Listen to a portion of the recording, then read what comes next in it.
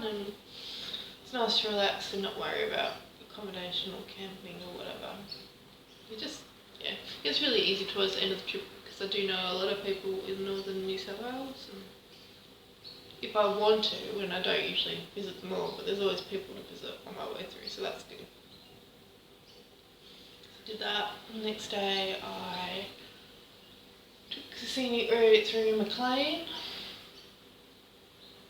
and then I went over to a cute little town of Scottish origin, apparently, on the river. I took the ferry from there, and then I went over to Evans Head on the coast, which is a really lovely little town. I didn't stop long, just a few minutes to rest and take photos, and up to Broadwater.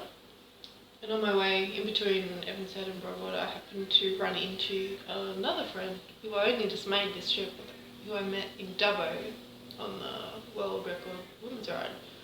She came barreling up behind me and then was driving next to me. I'm like, who is this crazy person in this blue car? But she was trying to wave me down, and then I realised who it was. So that was pretty cool to see her. A bit random. And after that I went up towards Murwillumbah, stopped ashore and went to Wooyung on the coast.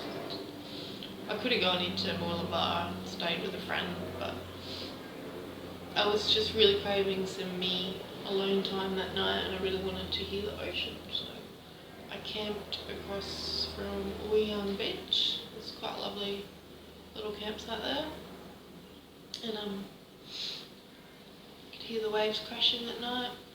A little bit of rain on the tent, but not enough to get my stuff wet. It was really, really lovely. It was just a great way to end the trip. Only downer was that I found this injured bird on the beach.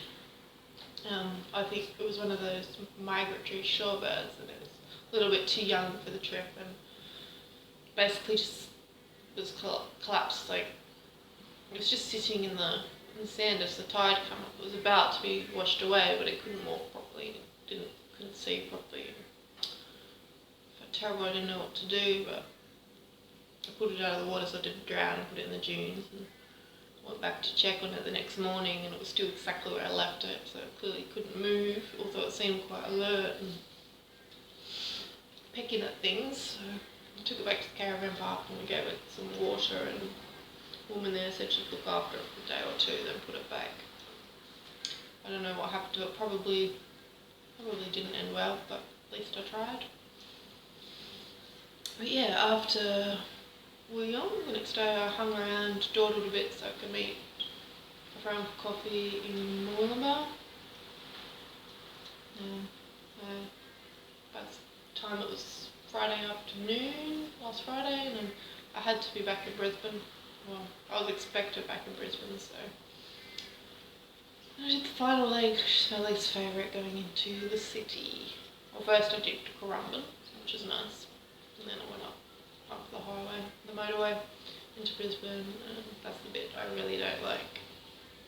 Back in traffic and people and hustle and bustle, and I hate it, really do. And that's when I realised, when I stopped the petrol just out of Brisbane, and that's when I realised I was missing my spare key. So I had to unscrew the entire petrol pack again to get petrol in there. And I was all hot and flustered. I was pulling everything off my bike, looking for it, and then having to put it back on. And it took a while to establish that I definitely did not have it. It took a while to get petrol in the bag, so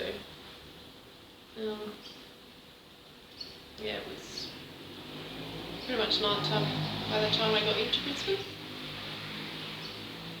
And now here I am, just been resting and recovering this week and trying to keep still.